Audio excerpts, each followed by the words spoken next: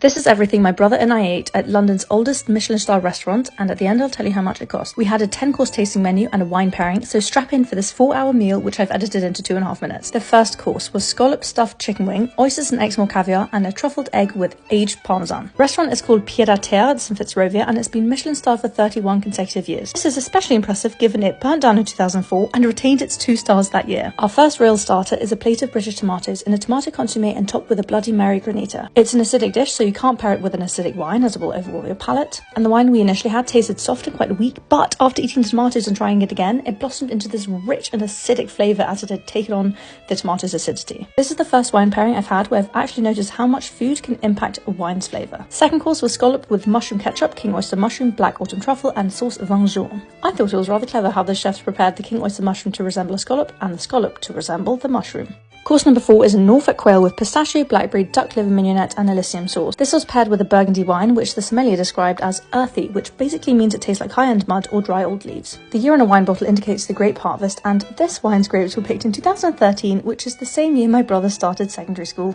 Again, one bite of the quail, which has a sweet, slightly gamey flavour, completely transformed the wine and brought out a vibrancy that was not there before. I'm also laughing here because I've never had meat like this. The quail was soft and pink and barely needed chewing. It was like eating butter. Course number 5 was cod with squash, prepared several different ways. This was paired with a Chardonnay. I don't usually like Chardonnay because I think they taste like rancid butter, but this one, it was golden, it was full-bodied, and it had such a creamy texture. I also love the presentation of the cod. It reminded me a bit of a beef Wellington, and the cod's subtle brininess worked really well with the soft, sweet, earthy notes of the squash. Oh, and it came with this crab and sage profiterole. By course 6, we were starting to feel full, which you never think is possible at the start of a meal. And this was my favourite dish of the evening. Highland venison saddle with Roscoff onion, beetroot, celeriac and Mayan chocolate. Chocolate and meat being served in the same dish is something I'm slowly coming around to. It is very unusual, but weirdly, unfortunately, bizarrely, it just works. Course 7 is the cheese course, which was served with crackers lodged into a tree trunk. The cheese is a tête de moine, which is a very delicate cheese, and was served with celeriac, celery and grapes, paired with a German wine, which is grown in the Mosel region,